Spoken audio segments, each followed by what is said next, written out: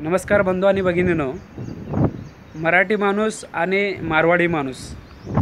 मराठी माणूस हा शेती करणार आहे. शेतीमध्ये जास्तीत जास्त उत्पादन कसं मिळवावं हे तो बघणार आहे आणि त्यातून जे उत्पादन होणार आहे ते मारवाड्यांच्या किंवा व्यापाऱ्याच्या ताब्यात जातं. मारवाडी वर्ग हा राजस्थानमधून किंवा इतर ठिकाणून आलेला एक वर्ग आहे. तो व्यापार ह्याच उद्देशाने आलेला असतो आणि तो व्यापार करत असताना त्यांचा जो कुटुंब असतं किंवा त्यांचा जो समाज असतो तो पूर्णपणे व्यापारामध्ये असतो.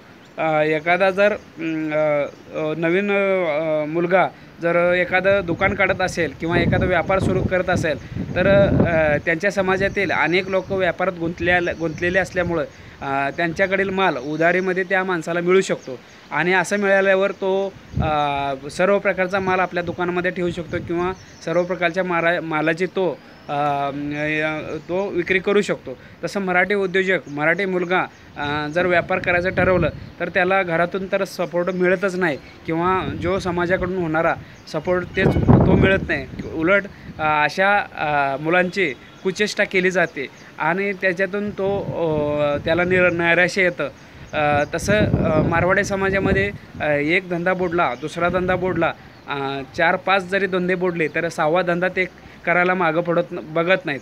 तशा पद्धतीची त्यांची एक योगदान देण्याची तयारी असते. तसं मराठा समाजामध्ये नाही.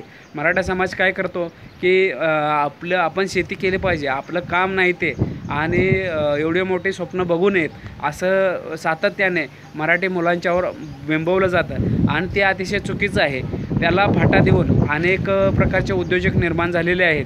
त्यामध्ये DS कुलकर्णी असतील, विठ्ठल कामत असतील, अशा प्रकारचे जे उद्योजक आहेत ते आपल्या मेहनतीने आणि बुद्धिकौशल्याने मोठे झालेले आहेत.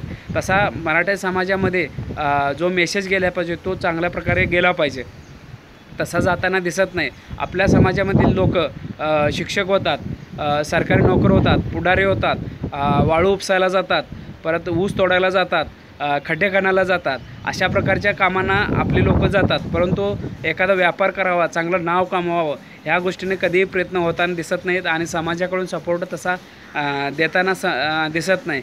अशा प्रकारचं जर वागणं आपलं बदललं तर एक प्रकारचं आपल्या मराठी बांधवांना एक प्रकारचा त्याचा फायदा होणार आहे. धन्यवाद.